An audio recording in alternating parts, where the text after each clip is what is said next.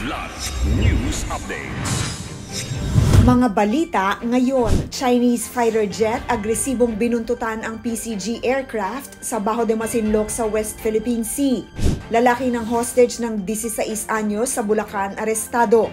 Discount form para sa mga estudyante, senior citizen at PWDs sa mga tren inalis na ng DOTR. Ako po si Cesar Soriano para ihatid ang mga nangungunang balita sa buong kapuluan.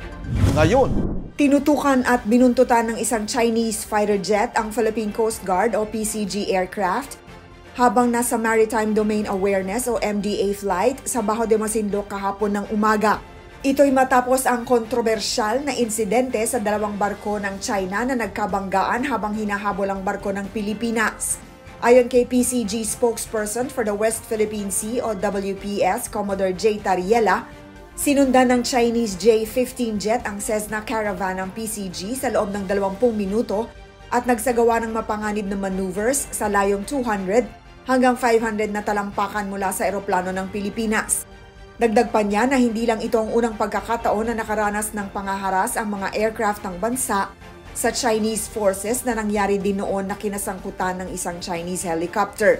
Sa kasagsagan ng MDA flight, namataan din ang 4 na China Coast Guard vessels, 2 People's Liberation Army Navy ships at 6 na maritime militia vessels.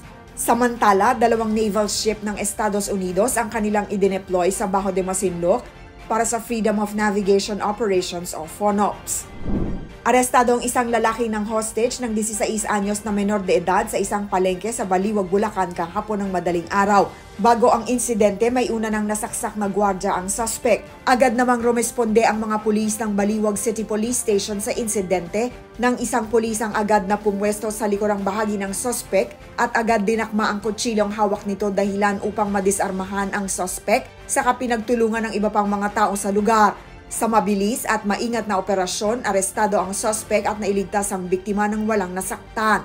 Sasampahan naman ng kasong 2 counts of attempted homicide at serious illegal detention in relation to RA 7610 ang naturang suspect.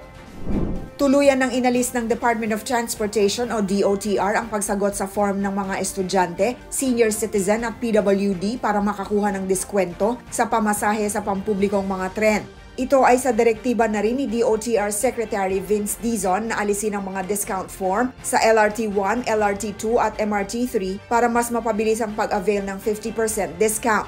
Ayon kay Dizon, isa ang pag-fill out ng form sa nakakapagpabagal ng pila na siya pang ikinaaksaya ng mga nais kumuha ng diskwento.